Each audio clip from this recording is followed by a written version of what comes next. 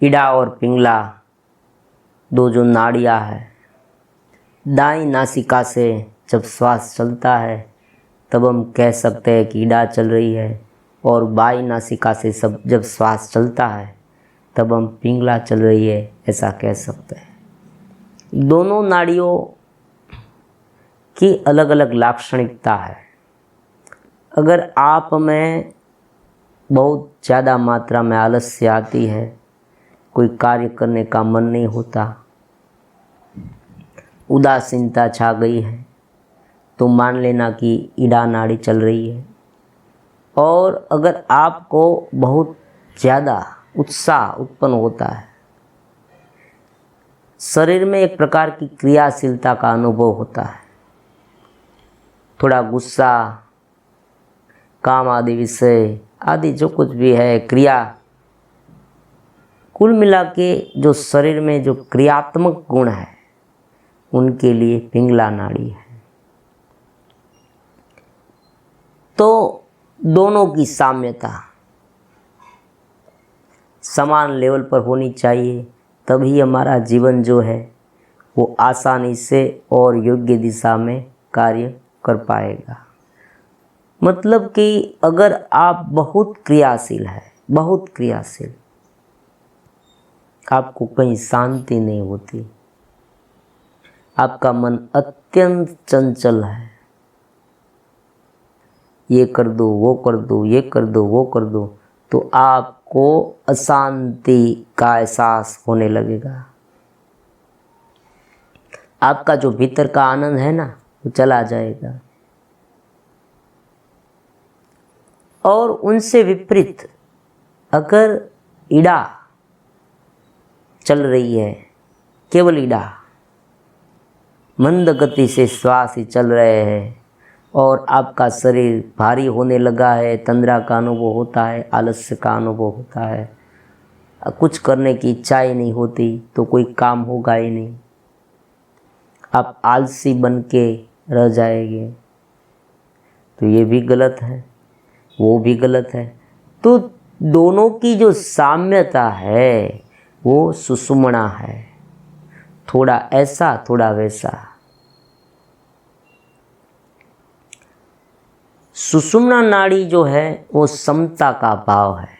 भगवद गीता में भगवान ने जो अर्जुन को ज्ञान दिया था वो सुषुम्ना नाड़ी पर प्राण चलाने वाला था, ऐसा हम कह सकते हैं।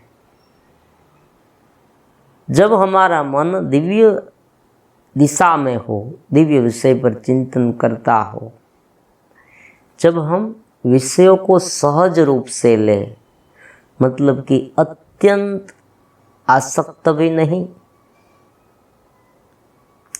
और उनको द्वेष करने वाले भी नहीं, मतलब कि देखो विषय जो है ना वो बहुत ही गहरी बात है। विषय के बारे में जितना समझाए इतना कम है, क्योंकि एक तरफ से वो हमें हमारे शरीर को पोषण भी देता है, और दूसरी तरफ से हमें उनमें ज़्यादा से ज़्यादा रोक रखता है, मतलब कि हमारी जो चेतना है उनका बहुत सारा व्यय वहाँ हो जाता है। एक एग्जाम्पल के तौर पर मैं आपको समझाता हूँ। मान लीजिए कि खाना आहार है, वो हमारे शरीर के लिए अच्छा है, जरूरी है, ये नेसेसरी है, उन्हें टाला नहीं जा सकता। भूख तो लगती है, दोपहर पर भूख लगती है, अगर भूख ना लगे तो हमें डॉक्टर के पास जाना पड़ता है, कोई आयुर्वेदिक टोटका करना पड़ता है। तो ये जो भूख है, भूख लगनी चाहिए, हमें खाना भी खाना चाहिए, लेकिन उनका मतलब ये नहीं कि स्वादिष्टता की चक्कर में पड़कर हम मूलगत आहार को भूल जाएं और केवल खाने के लिए जीने लगे, ये खा लिया वो खा लिया। खाना जरूरी है, देखो थोड़े अगर थोड़ी छूट छाट ले तो थोड़ा सा स्वादिष्ट वो भी मान लीजिए आवश्यक है, लेकिन उनका मतलब ये नहीं कि हम भरपेट खाते रहे। सुबह खाया, 2-3 घंटे के बाद फिर से नाश्ता किया, 2-3 घंटे के बाद फिर से खाया, स्वाद के अनुरूप होकर हम उन पर टूट पड़े, जो भी देखा वो सब खाया, फिर बाद में बहुत पछताया। तो ऐसा नहीं होना चाहिए। तो इंद्रिय के जो विषय है वो थोड़े बहुत ज़रूरी तो है, लेकिन उनका मतलब ये नहीं कि हमारा पूरा जो अस्तित्व है उनके पीछे ही लगा रहे। शरीर टिकाने के लिए सब आवश्यक है, तो इतना हमें करना होगा। दूसरा जो बहुत जलद विषय सेक्स आदि है, तो संतान की उत्पत्ति के लिए उनकी आवश्यकता है, वो सामान्य बात है। मैं जो जिनके सामने ये जो वीडियो चला रहा हूँ वो कोई सन्यासी तो है नहीं, उनकी शादी होने वाली है या हो गई है। तो जो अपने संतान को उत्पन्न करना चाहता है, जो अपने संतान को चाहता है कि मेरे बाद मेरे बच्चे हो, बड़े हो, उनकी मैं परवरिश करूँ, तो उनके लिए जो ये जो सेक्स आदि है वो भी आवश्यक है। लेकिन उनका मतलब ये नहीं कि हम केवल आनंद के लिए, विषयानंद के लिए उनका भोग करें। देखो आजकल देखते हैं हम कि कई सारी साइट आती है, लोग अस्तमेथुन आदि के चक्कर में पड़ गए हैं।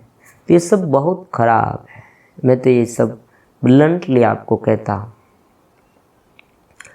तो ये अंधे कुएं का जैसा है, हम गिरते जाते हैं, वहाँ से बाहर नहीं निकल पाते। तो इनके पैरेलल हमें आनंद की अनुभूति, आनंद की सत्ता को रखना चाहिए। तो ये जो सुषुम्ना नाड़ी में प्राण का वहन है, वो हमें आनंद की अनुभूति कराता है, दिव्यता का एहसास कराता है।